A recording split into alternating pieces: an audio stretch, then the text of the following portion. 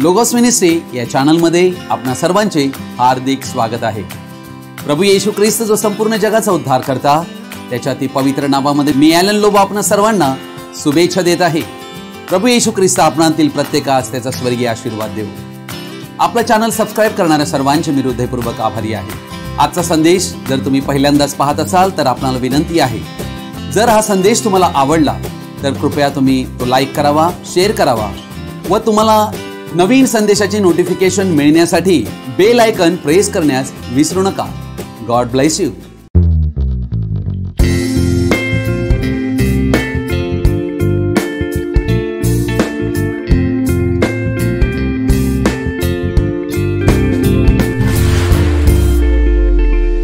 आज आपण एका महत्त्वाच्या विषयाकडे आपलं लक्ष लावणार आहोत। हा विषय प्रभू येशू ख्रिस्ताच्या देवत्वाशी संबंधित आहे। काही कारण ज्यावरून प्रभू येशू ख्रिस्त हा देव कसा ठरतो ही कारण मी आपणापुढे मांडण्याचा प्रयत्न करीत आहे। तो पवित्र आत्मा आम्हाला ही समज देव की येशू ख्रिस्त हाच देव आहे। तुम्हा सर्वांना मी विनंती करीन की हा संदेश सर्वजणांनी शेवटपर्यंत आवर्जून पाहावा। आज अनेक सांप्रदायिक ख्रिस्ती लोकांना हा प्रश्न आहे की येशू ख्रिस्ताने एकदा तरी स्वतःला मी देव आहे असे कधी म्हटले होते काय? येशू ख्रिस्त देव आहे की नाही? आज मी आपणापुढे काही ठळक अशा बायबल मधील गोष्टी आपल्या पुढे ठेवणार आहे, ज्याद्वारे प्रकाशन प्राप्त होईल की येशू ख्रिस्त हाच देव आहे। ही गोष्ट खरी आहे की येशूने कधीही अशा शब्दात म्हटले नाही की मी देव आहे, परंतु तो देव असल्याचा अनेक प्रकारे दावा त्याने केलेला आहे व ज्यांनी हे ऐकलं त्यांना हे कळलं की तो काय म्हणत आहे। प्रभू येशू ख्रिस्त हा संपूर्ण बायबलचा केंद्रबिंदू आहे।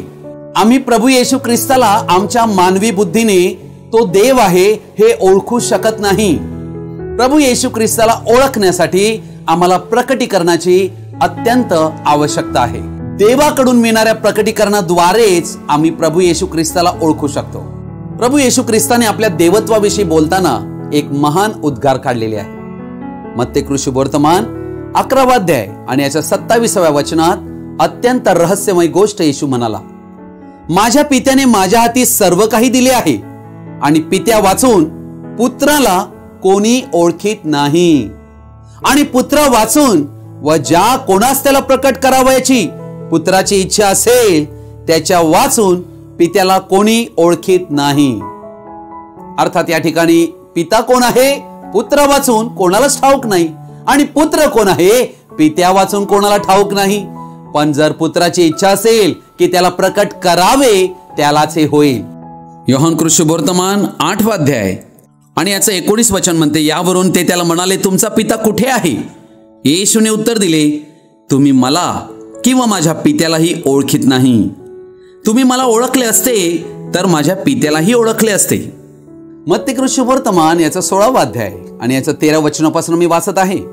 नंतर फिलिपाच्या कैसराकडल्या भागात गेल्यावर येशूने आपल्या शिष्यांना विचारले, मनुष्याच्या पुत्राला लोक कोण म्हणून म्हणतात? ते म्हणाले, कित्येक बाप्तिस्मा करणारा योहान, कित्येक एलिया, कित्येक इर्मया किंवा संदेष्टांतील कोणी एक असे म्हणतात। तो त्यांना म्हणाला, पण तुम्ही मला कोण म्हणून म्हणता? सिमोन पेत्राने उत्तर दिले, आपण ख्रिस्त जिवंत देवाचे पुत्र आहात। येशूने त्याला म्हटले, सिमोन बारयोना, धन्य तुझी, कारण मांस व रक्त यांनी नव्हे तर माझ्या स्वर्गांतील पित्याने हे तुला प्रकट केले आहे। अर्थात या ठिकाणी आम्ही हे वचन वाचत असताना आम्हाला कळत आहे येशू ख्रिस्ताला या जगात सर्व लोक वेगवेगळ्या प्रकारे ओळखत आहे। या जगात अनेक धर्म आहेत आणि त्या धर्मांचे देखील आपापले विश्वास प्रभू येशू ख्रिस्ताविषयी आहेत, परंतु आज आम्हाला लक्ष देणं आहे की प्रभू येशू ख्रिस्त नक्की कोण आहे। कारण आम्ही या ठिकाणी पाहत आहोत की पेत्रला प्रभू येशू ख्रिस्त नक्की कोण आहे हे स्वर्गातील पित्याने प्रकट केलं, तेव्हाच त्याला ओळख मिळाली, तेव्हाच तो येशू ख्रिस्ताला मसीहा म्हणून समजू शकला। म्हणूनच आज आम्हालाही तीच ओळख प्राप्त होणे अत्यावश्यक आहे। पेत्राला या गोष्टीचं प्रकटीकरण प्राप्त झालं होतं, म्हणून पेत्राचे दुसरे पत्र 1ला अध्याय 1ल्या वचनामध्ये संत पेत्राने म्हटले, आपला देव व तारणारा येशू ख्रिस्त। या ठिकाणी पेत्राने हा शब्द येशू ख्रिस्ताला देव म्हणून म्हटलेला आहे आणि या ठिकाणी पेत्राला मिळालेलं प्रकटीकरण मसीहाचं या ठिकाणी आम्हाला दर्शवित आहे येशू ख्रिस्त हा देव आहे। मत्ते शुभवर्तमानाच्या 4थ्या अध्यायामध्ये आम्ही वचन 9 आणि 10 मी वाचतो. सैतानाने प्रभू येशू ख्रिस्ताला उंच डोंगरावर नेलेला आहे आणि तेथून त्याला जगातील सर्व राष्ट्रे दाखविलेली आहेत व त्याचे वैभव दाखविलेले आहे. आणि त्याला म्हटले, तू पाया पडून मला नमन करशील तर मी हे सगळे काही तुला देईन. तेव्हा येशू त्याला म्हणाला, अरे सैताना, चालता हो, कारण असा शास्त्रलेख आहे की परमेश्वर तुझा देव याला नमन कर व केवळ त्याचीच उपासना कर. या ठिकाणी सैतानाने येशूला त्याला नमन करण्यासाठी प्रवृत्त केलेला आहे. परंतु आम्हाला आढळत आहे की येशू ख्रिस्ताने वचनाद्वारे त्याला उत्तर दिलेलं आहे. प्रभू येशूने सैतानाला म्हटले आहे, नमन केवळ देवालाच करावे.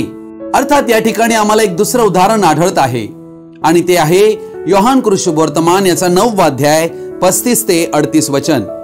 त्यांनी त्याला बाहेर घालविले हे येशूने ऐकले आणि त्याला तो सापडल्यावर तो त्याला म्हणाला, तू मनुष्याच्या पुत्रावर विश्वास ठेवतोस काय?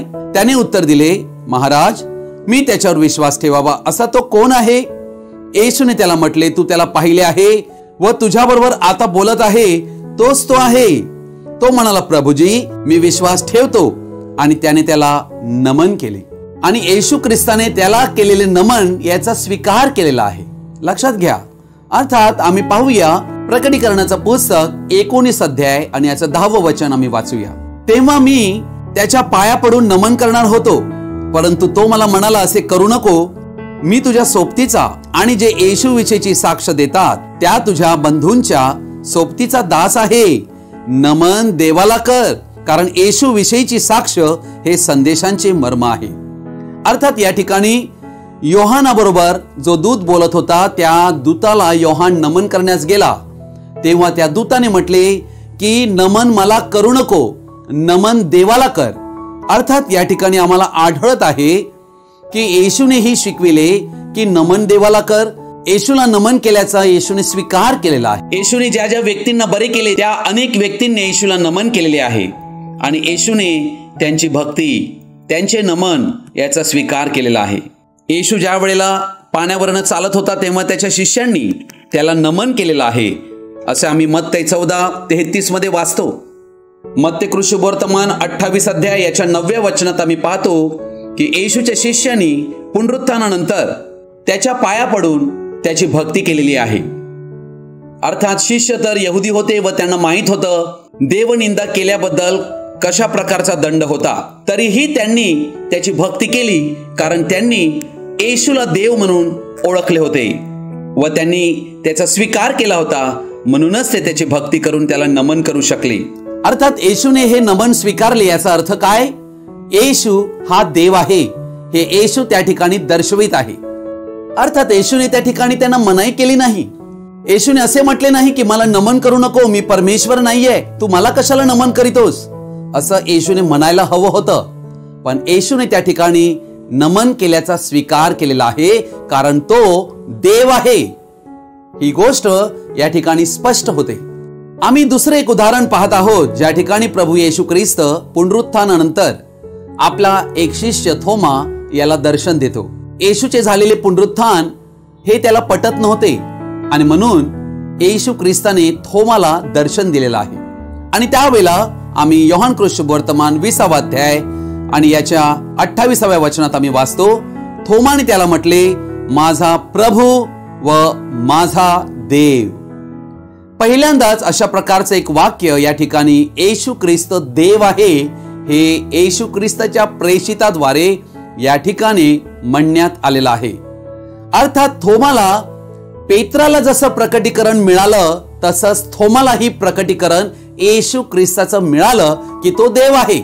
जर येशू हा प्रभू व देव नसता तर येशूने थोमाला त्या ठिकाणी लगेच सुधारणूक दिली असती, करेक्शन दिलं असतं. परंतु त्याने तसं केलं नाही कारण थोमा सत्य काय तेच बोलला.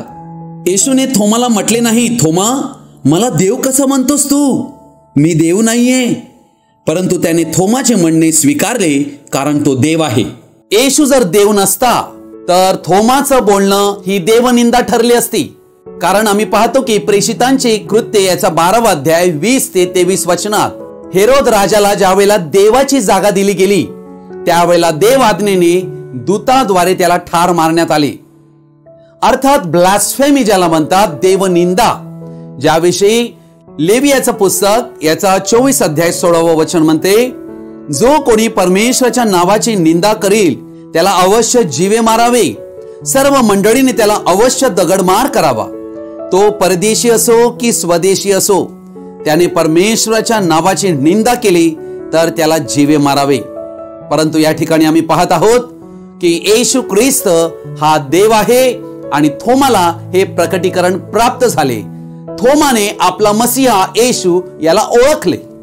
आम्हाला आढळते की संत पौल याला देखील देवाने ज्या वेळेला घोड्यावरून खाली पाडले होते, तो तर यहोवा देवालाच मानत होता आणि यहोवा देवाशिवाय कोणीही देव नाही हेच त्याचं म्हणणं होतं. म्हणून येशू नाव आणि त्या नावाचा स्वीकार करणारे याचा तो फार द्वेष करीत होता आणि ख्रिस्ती मंडळीचा छळ करीत होता. प्रभूचं दर्शन त्याला मिळाल्यावर घोड्यावरून जेव्हा तो खाली पडला, त्यावेळेला आम्हाला आढळते की संत पौलाला येशू ख्रिस्त हाच यहोवा देव आहे हे त्याला कळलेलं आहे. तितस पत्राचा 2 अध्याय 12 आणि 13 वचन आपणापुढे मी वाचत आहे. धन्य अशा प्राप्तीची म्हणजे आपला थोर देव व तारणारा असा जो येशू ख्रिस्त. बघा, येशू ख्रिस्ताला थोर देव आणि तारणारा हा शब्द या ठिकाणी पौल बोलत आहे. या शब्दावरून आम्हाला आढळत आहे संत पौलाला हे येशू ख्रिस्त देव असल्याचं प्रकटीकरण देवापासून प्राप्त झालं होतं. रोमकरास पत्र याचा 9 अध्याय आणि याचं 5वं वचन म्हणते, महान पूर्वज ही त्यांचे आहेत व त्यांच्यापासून देहदृष्ट्या ख्रिस्त आहे. तो सर्वांवर असून युगानयुग धन्यवादित देव आहे. आमेन. येशू ख्रिस्त हा धन्यवादित देव आहे. हे प्रकटीकरण संत पौलालाही प्राप्त झाले. बायबल मध्ये आम्ही पाहतो की 4 शुभवर्तमान आहेत आणि पहिले 3 शुभवर्तमान मत्तय, मार्क आणि लूक यामध्ये प्रभू येशू ख्रिस्ताची सुरुवात त्याच्या जन्माद्वारे वंशावळीद्वारे दाखविण्यात आलेली आहे. पण संत योहान ज्याने योहान शुभवर्तमान लिहिलं त्याला देखील येशू ख्रिस्ताचं दैवी प्रकटीकरण प्राप्त झालं. म्हणून योहान ज्या वेळेला शुभवर्तमान लिहिण्यास सुरुवात करीतो तेव्हा येशूचा जन्म नाही दाखवत, परंतु प्रारंभी शब्द होता व शब्द देवासह होता आणि शब्द देव होता. तोच प्रारंभी देवासह होता. सर्व काही त्याच्याद्वारे झाले व जे काही झाले ते त्याच्या वाचून झाले नाही. म्हणून 10व्या वचनात तो म्हणतो, तो जगात होता व जग त्याच्याद्वारे झाले तरी जगाने त्याला ओळखले नाही. हे कोणाविषयी तो म्हणत आहे? प्रभू येशू ख्रिस्ताविषयी. 14व्या वचनात म्हटलं, शब्द देही झाला व त्याने आम्हामध्ये वस्ती केली आणि आम्ही त्याचे गौरव पाहिले. योहानाचे पहिले पत्र याच्या 5व्या अध्यायातल्या 20व्या वचनात हाच योहान काय म्हणतो आम्ही वाचूया. आपल्याला ठाऊक आहे की देवाचा पुत्र आला आहे आणि जो सत्य आहे त्याला ओळखण्याची बुद्धी त्याने आपल्याला दिली आहे. जो सत्य आहे त्याच्या ठाई म्हणजे त्याचा पुत्र येशू ख्रिस्त याच्या ठाई आपण आहो. हाच खरा देव आणि सार्वकालिक जीवन आहे. खरा देव कोण आहे? येशू ख्रिस्त आणि तोच सार्वकालिक जीवन आहे. म्हणून तोच योहान कृष्ण वर्तमान 17वा अध्याय याच्या 3ऱ्या वचनात अत्यंत महत्वाची गोष्ट म्हणतो. सार्वकालिक जीवन हेच आहे की जो तू एकच खरा देव त्या तुला व ज्याला तू पाठविले त्या येशू ख्रिस्ताला त्यांनी ओळखावे. येशू ख्रिस्ताची ओळख जर कोणाला नसेल तर त्याला सार्वकालिक जीवन नाहीये. आणि येशू ख्रिस्ताची ओळख प्रत्येक व्यक्तीला दैवी प्रकटीकरणाद्वारे प्राप्त होते. यशाया नावाचा संदेष्टा ज्याला देवाने मसीहाची ओळख दिली होती व त्याला हे प्रकट करण्यात आले होते. म्हणून यशायाचं पुस्तक 9वा अध्याय 6वं वचन, कारण आम्हासाठी बाळ जन्मला आहे, आम्हास पुत्र दिला आहे, त्याच्या खांद्यावर सत्ता राहील. त्याला अद्भुत मंत्री, समर्थ देव, सनातन पिता, शांतीचा अधिपती म्हणतील. प्रियजन हो, ही आहे येशू ख्रिस्ताची ओळख. तो समर्थ देव आहे आणि तो सनातन पिता आहे. हे आम्ही ओळखायला हवं. अर्थात यशायाला ही गोष्ट प्रकट करण्यात आली होती की मसीहा हा देव असेल जो मानव स्वरूपामध्ये येणार आहे. ही गोष्ट प्रकटीकरण असणाऱ्या व्यक्तींनाच कळली. बाकीचे लोक आंधळे राहिले, म्हणून येशूला ते ओळखू शकले नाही. योहान सुवर्तमान 5वा अध्याय 18 वचन म्हणते, यामुळे तर यहुदी त्याला जीवे मारावायची अधिकच खटपट करू लागले, कारण तो शब्दात मोडीत असे. इतकेच नाही तर देव आपला पिता म्हणून स्वतःला देवासमान करीत असे. अर्थात येशू ख्रिस्त ज्या वेळेला बोलत असे तेव्हा येशूची वचने ते समजत की हा स्वतःला देवासमान करीत आहे. अर्थात आम्ही पाहूया येशू कोण होता नक्की. फिलिपिकारास पत्र याचा 2रा अध्याय आणि याच्या 6व्या वचनात संत पौल लिहत आहे, तो देवाच्या स्वरूपाचा असूनही, बघा प्रभू येशू ख्रिस्ताविषयी हे वचन लिहिलं गेलेलं आहे की तो देवाच्या स्वरूपाचा असूनही देवाच्या बरोबरीचे असणे हा लाभ आहे असे त्याने मानले नाही, तर त्याने स्वतःला रिक्त केले, म्हणजे मनुष्याच्या प्रतिरूपाचे होऊन दासाचे स्वरूप धारण केले. अर्थात या ठिकाणी आम्हाला काय आढळत आहे? प्रभू येशू ख्रिस्त जो देव तो आमच्यासाठी रिक्त झाला, मनुष्याच्या प्रतिरूपाचे बनून दासाचं स्वरूप धारण केले. आणि या ठिकाणी आम्हाला आढळत आहे की येशू ख्रिस्त जो देव तो मनुष्य बनल्या कारणाने त्याला कोणीही ओळखू शकले नाही, कारण रक्त ओतल्याशिवाय पाप क्षमाच नाही. म्हणून आत्म्यामध्ये राहून देव मरू शकत नव्हता, म्हणून शरीराने त्याने स्वतःला आच्छादित केले. देवाकडे दुसरे शरीर नव्हते जिथपर्यंत तो येशू बनून येत नाही.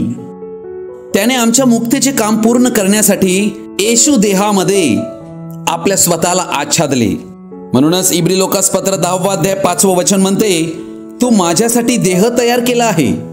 येशू हा देवाचे शरीर होता ज्याला पुत्र संबोधले गेले, परंतु पिता हा आत्म्याद्वारे त्या शरीरामध्ये वास करीत होता, जेणेकरून आम्हाला पापांतून तो सोडवू शकेल. देवाने स्वतःला एक मुखवटा धारण केला. त्याने आपल्या स्वतःला पडद्यामागे लपविले. मरणाचा दंश स्वदेहावर घेऊन त्याने मृत्यूवरही विजय मिळविला. देवाला पुत्रत्वाचे कार्य हे मानवी शरीरात पूर्ण करावायचे होते, म्हणून देव जो निर्माण करता, अखिल विश्वाचा निर्माण करता देव तो आपल्या निर्मितीमध्ये आला. परंतु तोच देव ज्या वेळेला मनुष्य देहामध्ये येतो तेव्हा मनुष्यासाठी देव फार मोठा रहस्य बनला, कारण यहुदी लोक व त्यांचे धर्माधिकारी पुढारी यांना अडखळण्याचे कारण बनले. कारण प्रभू येशू ख्रिस्त अत्यंत सर्वसाधारण असा व्यक्ती होता, म्हणून ते त्याच्याकडे पाहत आणि त्यांना वाटे की हा तर मनुष्य आहे, हा कसे बरे देव असू शकतो. म्हणूनच मसीहाचे देवत्व हे ते समजू शकले नाहीत. याविषयी वास्तविक जुन्या करारात संदेष्टांच्या द्वारे भविष्यवाणी देण्यात आली होती व ती वचने दाखवित होती की मसीहा हा यहोवाच असेल. परंतु ही गोष्ट फार त्यांना अवघड वाटली, म्हणून येशूने आपल्या स्वतःची ओळख केवळ निवडलेल्या व्यक्तींनाच दिली.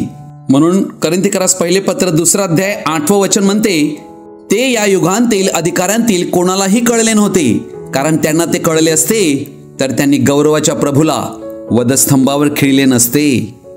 हेच तर देवत्वाचे रहस्य आहे. योहान सुवर्तमान याचा 10वा अध्याय आणि याचं 33 वचन मी आपणा पुढे वाचत आहे. यहुद्यांनी त्याला उत्तर दिले, चांगल्या कृत्यांसाठी आम्ही तुम्हाला दगडमार करीत नाही, तर दुर्भाषणासाठी, कारण तुम्ही मानव असून स्वतःला देव म्हणविता. अर्थात आज अनेक लोक म्हणतात की येशूने असा कुठे दावा केलाय की मी देव आहे. परंतु या ठिकाणी यहुदी लोक येशूच्या का बरे विरुद्ध होते? कारण येशूला ते मसीहा देव मानण्यास तयार नव्हते, आणि म्हणून येशूचं म्हणणं हे दुर्भाषण आहे असे ते समजत होते. येशू नक्की कोण आहे याचं प्रकटीकरण त्यांना नसल्या कारणाने ते येशूला मारण्यासाठी दगड उचलत होते. प्रभू येशू ख्रिस्ताने एका पक्षघाती माणसाला बरे केले आणि त्याच्या पापांची क्षमा केली. आणि मार्क सुवर्तमान 2रा अध्याय 5 ते 7 वचन मी आपणा पुढे वाचत आहे. त्यांचा विश्वास पाहून येशू पक्षघाती माणसाला म्हणाला, तुला तुझ्या पापांची क्षमा झाली आहे. कित्येक शास्त्री तेथे बसले होते. त्यांच्या मनात असा विचार आला की हा असे का बोलतो, हा दुर्भाषण करीतो. एका वाचून म्हणजे देवा वाचून पापांची क्षमा कोण करू शकतो? आणि या ठिकाणी आम्ही पाहत आहोत येशू ख्रिस्ताकडे मनुष्यांना पापांची क्षमा करण्याचा अधिकार होता हे त्याच्या देवत्वाला दर्शविते. योहान कृष्णवर्तमान याचा 10वा अध्याय 27 आणि 28 वचन मी आपल्या पुढे वाचत आहे. माझी मेंढरे माझी वाणी ऐकतात, मी त्यांना ओळखतो व ती माझ्या मागे येतात. मी त्यांना सार्वकालिक जीवन देतो. सार्वकालिक जीवन संपूर्ण विश्वात फक्त देवाकडेच आहे. सार्वकालिक जीवन देणारा देवच आहे. म्हणूनच योहान 1:4 म्हणते, येशूमध्ये जे जीवन होते ते मनुष्य मात्राचा प्रकाश होते. अर्थात ते जीवन सार्वकालिक जीवन होते व तेच मनुष्याला देण्यासाठी तो आला होता. प्रियजन हो, येशू ख्रिस्त देव आहे आणि तोच सार्वकालिक जीवन देऊ शकतो. एकमेव व्यक्ती येशू सार्वकालिक जीवन देतो. यावरून येशू हा देव आहे हे या ठिकाणी आम्हाला आढळते. प्रभू येशू ख्रिस्ताचे रक्त हे देवाचे रक्त म्हणून संबोधण्यात आलेले आहे. प्रेषितांची कृत्ये 20वा अध्याय आणि याचं 28वं वचन मी वाचत आहे. तुम्ही स्वतःकडे व ज्या कळपात पवित्र आत्म्याने तुम्हाला अध्यक्ष करून ठेवले त्या सर्वांकडे लक्ष द्या, यासाठी की देवाची जी मंडळी त्याने आपल्या रक्ताने स्वतःकरिता मिळविली तिचे पालन तुम्ही करावे. अर्थात येशू ख्रिस्ताचे रक्त हे देवाचे रक्त आहे हे या ठिकाणी संबोधलेले आहे. यावरून आम्हाला हे कळते येशू ख्रिस्त हा देव आहे. इब्री लोकासपत्र याचा 1 अध्याय 8व्या वचनामध्ये देव पित्याद्वारे पुत्र हा देव आहे आणि त्याला सर्वांनी नमन करावे अशा प्रकारची आज्ञा देवदूतांना देखील देण्यात आली. पुत्राविषयी तर तो असे म्हणतो, हे देवा, ध्यानात घ्या, हे देवा तुझे राजसन युगान युगीचे आहे आणि तुझा राजदंड सरळतेचा राजदंड आहे. या ठिकाणी येशू ख्रिस्त जो पुत्र तो स्वतः देव असल्याचं वचन या ठिकाणी आम्हाला आढळत आहे आणि पिता त्याविषयी साक्ष देत आहे. काय येशू देव नव्हता काय? अनेक प्रकारे देवाचे सर्व गुणधर्म त्याच्यामध्ये होते व त्याने आपल्या कृत्यांद्वारे व आपल्या चमत्कारांद्वारे पुनरुत्थान पावल्या कारणाने, मृत्यूवर विजय मिळविल्या कारणाने तो देव ठरला. प्रकटीकरणाचं पुस्तक 1 अध्याय 8वं वचन म्हणते, प्रभू देव जो आहे, जो होता व जो येणार, जो सर्व समर्थ, तो म्हणतो, मी अल्फा व ओमेगा आहे. अर्थात प्रभू येशू ख्रिस्त पूर्ण मनुष्य व पूर्ण देव अशा प्रकारे तो प्रकट झाला. मनुष्याचे देखील गुणधर्म व देवाचे देखील गुणधर्म हे दोन्हीही गुणधर्म त्यामध्ये आढळले. म्हणूनच तो म्हणाला, मी अल्फा आणि ओमेगा आहे. म्हणजे सुरुवात पण मीच आणि शेवट पण मीच. हे शब्द त्याच्या देवत्वाला दर्शवितात. म्हणून प्रकटीकरणाचं 1 अध्याय 17 आणि 18 वचनात योहानाने साक्ष दिली, मी त्याला पाहिले तेव्हा मी मेल्यासारखा त्याच्या पायाजवळ पडलो. मग त्याने आपला उजवा हात माझ्यावर ठेवून मला म्हटले, भिवू नकोस, मी पहिला व शेवटला आणि जो जिवंत तो मी आहे. मी मेलो होतो तरी पहा, मी युगानुयुग जिवंत आहे आणि मरणाच्या व अधोलोकाच्या किल्ल्या माझ्याजवळ आहेत. हे आहे येशू ख्रिस्ताचं देवत्व. कलेसेकरास पत्र याचा 2 अध्याय आणि याचं 9वं वचन म्हणते, कारण ख्रिस्ताच्या ठाईच देवपणाची सर्व पूर्णता मूर्तिमान वसते. योहान आणि प्रभू येशू ख्रिस्ताला ज्या वेळेला बाप्तिस्मा दिला त्यावेळेला पवित्र आत्मा आकाशांतून उतरताना व ख्रिस्तामध्ये प्रवेश करताना योहानाने पाहिला. येशू ख्रिस्त पवित्र आत्म्याद्वारे अभिषेक पावला आणि पवित्र आत्म्याने परिपूर्ण झाला. अर्थात देव आत्मा आहे आणि तो ख्रिस्तामध्ये ओतला गेला. देवत्वाची सर्व पूर्णता येशू ख्रिस्तामध्ये मूर्तिमान वास करीते असे हे वचन आम्हाला शिकवित आहे. येशू ख्रिस्त हा देव आहे हे या ठिकाणी आम्हाला समजते. कलेसेकरास पत्र याचा 1 अध्याय आणि 15वं वचन म्हणते, तो अदृश्य देवाचे प्रतिरूप आहे, तो सर्व उत्पत्तीत ज्येष्ठ आहे. अर्थात या ठिकाणी देव जो अदृश्य होता तो सदृश्य बनला. म्हणून येशू ख्रिस्त हा अदृश्य देवाचं सदृश्य स्वरूप प्रतिरूप होता. म्हणूनच आम्हाला आढळते की त्याने म्हटले, पिता आणि मी एक आहे. पिता माझ्यामध्ये व मी पित्यामध्ये आहे, आम्ही एक आहोत. अर्थात या ठिकाणी येशूने आपल्या देवत्वाची ओळख या ठिकाणी दिलेली आहे. तिमोथेला पहिले पत्र याचा 3 अध्याय आणि याचं 16वं वचन म्हणते, सुभक्तीचे रहस्य निर्विवाद मोठे आहे, तो देहाने प्रकट झाला. देव देहाने प्रकट झाला आत्म्याने नीतिमान ठरला, देवदूतांच्या दृष्टीस पडला, त्याची राष्ट्रात घोषणा झाली, जगात त्याच्यावर विश्वास ठेवण्यात आला, तो गौरवात वर घेतला गेला. या ठिकाणी आम्ही पाहत आहोत, वचन आम्हाला या ठिकाणी दाखविते की तो देहाने प्रकट झाला. अर्थात देव मनुष्य बनला, शब्द देहधारण करून आला, आम्हा बरोबर देव, इमॅन्युएल.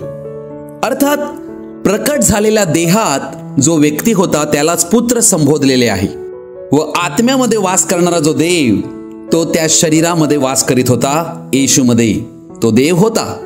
अर्थात येथे परमेश्वर दुहेरी भूमिका बजावत होता व हे कार्य त्याला मनुष्याचा पुत्र बनून करणे होते व त्याने ते पूर्ण केले. म्हणून फिलिपाने ज्यावेळेला येशूला विचारले की आम्हाला पिता दाखवा म्हणजे पुरे आहे, त्यावेळेला येशूने त्याला म्हटले, ज्याने मला पाहिले आहे त्याने पित्याला पाहिले आहे, मी व पिता एक आहे. येशूचे हे बोलणे फारच रहस्यमय होते व आम्हालाही ते समजणं फारच अत्यावश्यक आहे. म्हणूनच येशू ख्रिस्त हा देव आहे. ज्यावेळेला गेतशेमन बागेमध्ये प्रभू येशू ख्रिस्ताला पकडण्यासाठी त्या ठिकाणी जे सैनिक आले होते, त्यावेळेला त्यांनी म्हटले, येशू तूच आहेस काय? त्यावेळेला येशूने उत्तर दिले, मी तो आहे. येशूने ज्यावेळेला मी तो आहे हा शब्द उद्गारला, त्यावेळेला जे सैनिक उभे होते ते सर्व खाली पडले. अर्थात येशू ख्रिस्त हा मी तो आहे या शब्दामागे काय दाखवू इच्छितो? तोच यहोवा परमेश्वर. जुन्या करारातील यहोवा हाच नवीन करारातील प्रभू येशू ख्रिस्त आहे. योहान सुवर्तमान 8 अध्याय याच्या 24 वचनात प्रभू येशू ख्रिस्ताने म्हटले, मी म्हणून तुम्हाला सांगितले की तुम्ही आपल्या पापांत मराल, कारण मी तो आहे असा विश्वास तुम्ही न धरल्यास तुम्ही आपल्या पापात मराल. अर्थात मी तो आहे ही गोष्ट येशू ख्रिस्त कोणाला दर्शवित होता? यहोवा देव जो मोशेला भेटला होता, त्यावेळेला मोशेने परमेश्वराला म्हटले होते की तुझे नाव काय? तेव्हा परमेश्वराने मोशेला सांगितले, तू जा आणि फारोला सांग मी आहे तो आहे, त्याने मला पाठवले आहे. अर्थात हे परमेश्वराचे नाव होते, मी आहे तो आहे, I am that I am. आणि येशू ज्या वेळेला या पृथ्वीवर येतो मनुष्य स्वरूपात देहदृष्ट्या, त्यावेळेला त्याला कोणीही ओळखू शकत नव्हता. म्हणून तो आपल्या स्वतःची ओळख देत आहे, मी तो आहे. हे जर तुम्ही नाही ओळखाल तर तुम्ही आपल्या पापात मराल. आज तुम्हाला आणि आम्हाला येशू ख्रिस्ताला ओळखणं गरजेचे आहे. येशू ख्रिस्ताला काय म्हणून ओळखणे गरजेचे आहे? संपूर्ण जग येशूला देवाचा पुत्र म्हणून समजत आहे. देवाच्या लोकांना हे ओळखणं गरजेचे आहे की येशू ख्रिस्त हा देव आहे. येशू ख्रिस्त हा देवत्वातला दुसरा व्यक्ती आहे ही ती ओळख नाही. काही लोक म्हणतात की येशू जर स्वतः देव होता तर त्याने हे सांगायला हवं होतं की मी देव आहे. होय, त्याने हे सांगितलं.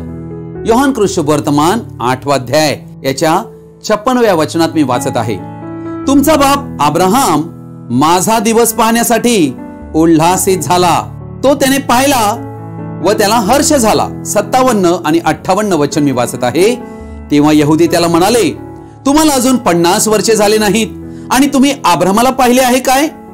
येशू त्यांना म्हणाला, मी तुम्हाला खचित खचित सांगतो, खरं खरं सांगतोय, अब्राहमाचा जन्म झाला त्यापूर्वी मी आहे. मी अब्राहमाच्या पूर्वी होतो असं येशू म्हणत नाही, मी अब्राहमाच्या पूर्वी आहे. हे एक वेगळं व्याकरण आहे. अर्थात हा देव अब्राहमापूर्वीचा देव आहे. ही गोष्ट तो आम्हाला दाखवत आहे. अब्राहमाचा देव तोच मी देव आहे. ही गोष्ट आम्हाला समजायला हवी की येशू स्वतः देव आहे जो मानव बनून आला होता. मत्ती सुवर्तमान याच्या 13व्या अध्यायामध्ये 11व्या वचनात प्रभू येशूने म्हटले, त्याने त्यास उत्तर दिले, स्वर्गाच्या राज्याची रहस्य जाणण्याचे दान तुम्हास दिलेले आहे, परंतु त्यांना दिलेले नाही. अर्थात येशू ख्रिस्ताला संपूर्ण जग ओळखू शकणार नाही, परंतु काही लोक आहेत जे देवाचे निवडलेले तेच केवळ त्याला ओळखू शकतील की तो नक्की कोण आहे. अर्थात आज तुमच्या पुढे ही वचने मी मांडलेली आहेत. येशू नक्की कोण आहे तुम्हाला हे ओळखून घ्यायचं आहे. पवित्र आत्मा हाच तुम्हाला त्याची ओळख देऊ शकतो. म्हणून देवापासून हे प्रकटीकरण प्राप्त करून घ्या हीच तुम्हाला मी विनंती करीन. जुन्या करारातील यहोवा हाच नवीन करारातील प्रभू येशू ख्रिस्त आहे आणि तोच संपूर्ण विश्वाचा एकमेव देव आहे। ही गोष्ट तुम्हाला आणि आम्हाला समजणं अत्यावश्यक आहे। प्रभू येशू ख्रिस्ताची कृपा तुम्हा सर्वांसंगती कायम राहो। आमेन। हा संदेश तुम्ही शेवटपर्यंत आणि ध्यानपूर्वक पाहिल्याबद्दल आपणा सर्वांचा मी हृदयपूर्वक आभारी आहे। हा संदेश पाहिल्यानंतर तुम्हाला नक्की काय कळले तुम्ही कमेंट बॉक्समध्ये लिहू शकता किंवा काही प्रश्न असल्यास आम्हाला फोन करून विचारू शकता। God bless you. परमेश्वर तुम्हा सर्वांना याचा स्वर्गीय आशीर्वाद देऊ। आमेन।